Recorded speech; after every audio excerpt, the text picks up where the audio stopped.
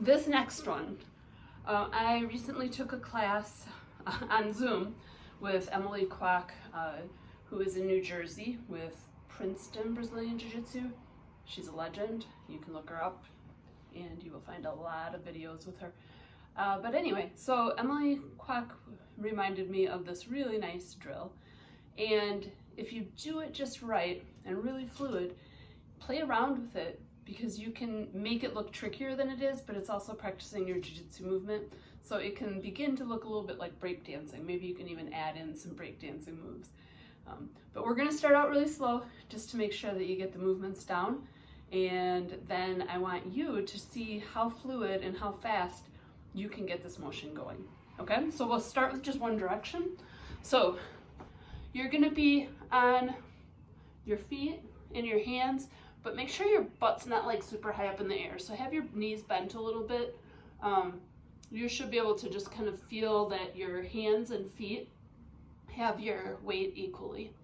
Then you're gonna take your right foot, okay, and you are gonna do like you're doing a sit out. It's gonna come to your left hand. That as it does, you're gonna take your left hand and you're gonna go so that you are like in crab position, okay? So a lot of people in jiu-jitsu, when they're doing things like long steps, they get kind of afraid of that flipping their hips over. So now my hips are completely facing up. It does open up a vulnerability, but there are times like when we're doing long steps when, if we do it right, it's a really good movement to have down.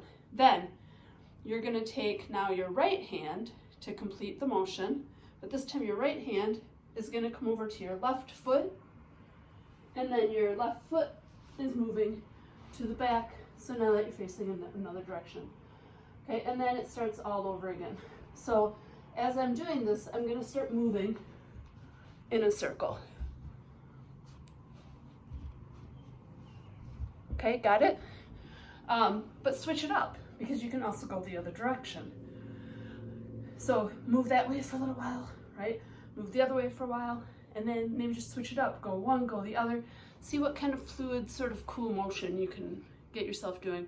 If you have access to a phone or a video camera, videotape it, see how it looks, and then see what you can do to make it look even cooler. So other direction, right, would be my left foot goes to my right hand, open my hips up, then my left hand comes over to my right foot, and I'm back over here. So again, foot, hand, hand, foot. Okay, so keep doing that. Give it a try. This time, don't do it for time, do it for fluidity. So do one direction for a while until you get it down, do the other direction for a while until you get it down, and then mix it up. Videotaping it can really be a cool way for you to see, okay, where am I kind of stopping, and what do I need to work more fluidly. If you remember, we did at least one guard pass that ended with a long step, so where this goes out and then you recover.